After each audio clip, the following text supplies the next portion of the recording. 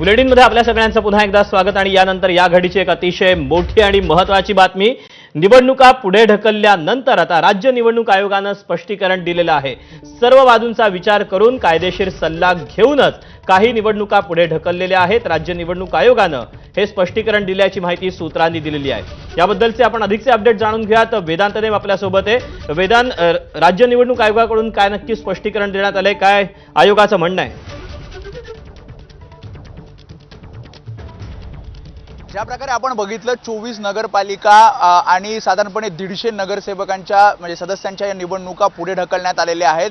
मात्र याची नेमकी कारणं काय आहेत किंवा मग यापुढे जी काही प्रश्न उद्भवत आहेत त्या संदर्भात राज्य निवडणूक आयोगाने नेमकी काय तयारी केलेली आहे या सगळ्या संदर्भात आपण माहिती घेतली आणि त्यामुळे राज्य निवडणूक आयोगाच्या सूत्रांकडून जी माहिती मिळते त्यामध्ये असं म्हटलं जात आहे की सर्व बाजूंचा विचार करून आणि कायदेशीर सल्ला घेऊनच या निवडणुका म्हणजे ज्या काही ठराविक निवडणुका आहेत त्या पुढे ढकलण्यात आलेल्या आहेत। त्यांचं हेही म्हणणं आहे की 17(1) ब च्या तरतुदीनुसार उमेदवार जर कोर्टात अपील करत असेल तर त्याला एक ठराविक वेळ द्यावा लागतो। साधारणपणे 3 ते 4 दिवसाचा तो वेळ द्यावा लागतो आणि तो वेळ द्यायचा होता यासाठीच या निवडणुका म्हणजे ठराविक ज्या निवडणुका आहेत त्या पुढे ढकलल्या आहेत।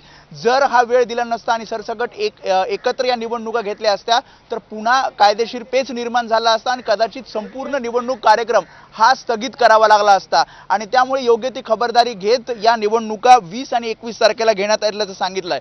याशिवाय जो प्रश्न सगळ्यांना पडलेला आहे तो म्हणजे खर्चाचा, कारण हा आता खर्च पकडला जाणार आणि पुढे जर या निवडणुका पुढे जात असतील तर मग प्रचार खर्चाचं काय, तर या सगळ्या संदर्भात आज राज्य निवडणूक आयोगाने जे पक्षाचे प्रतिनिधी आहेत त्यांच्याशी बैठक घेतली। त्यांचे नेमके काय प्रश्न आहेत ते समजून घेतले आणि या प्रचार खर्चाचा जो प्रश्न आहे त्यावर सुद्धा राज्य निवडणूक आयोग लवकरच निर्णय घेईल आणि हा सगळा जो प्रश्न आहे तो विचाराधीन असल्याचं राज्य निवडणूक आयोगाच्या सूत्रांकडून सांगण्यात आलंय। शिवाय पुन्हा दोनदा मतदान करावं लागणार का हा सुद्धा प्रश्न होता। त्यामध्ये नगराध्यक्ष पदासाठी निवडणूक जी पुढे ढकलली आहे तिथे एकदा मतदान करावं लागणार आहे, मात्र काही प्रभागांमध्ये ज्या पुढे निवडणुका ढकलल्या आहेत त्या प्रभागापुरतं मतदारांना दोनदा मतदान करावं लागणार आहे।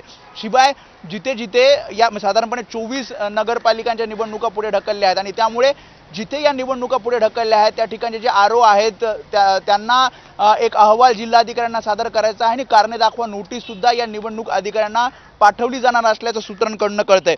शिवाय आणखी काही प्रश्न होते की मग सुट्टीचं काय, तर शनिवार रविवार या निवडणुका 20 आणि 21 ला येणार आहेत आणि त्यामुळे मतदारांना सुद्धा वेळ देण्यात आला आहे। तशा प्रकारचा विचार हा राज्य निवडणूक आयोगाने केलेला आहे।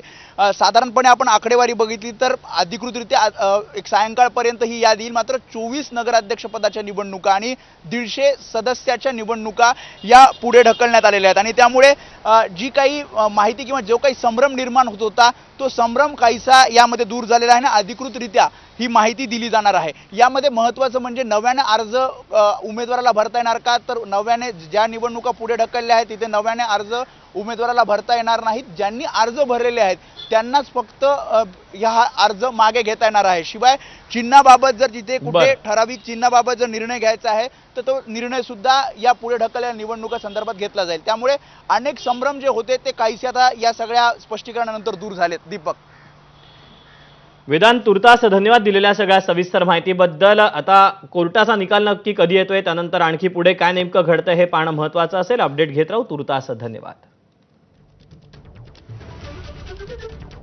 आणि यानंतर वळूया पुढच्या बातमीकडे। शिंदे अजित पवारांसह इतर नेत्यांना प्रलोभन देणारी वक्तव्य होणार असल्याची माहिती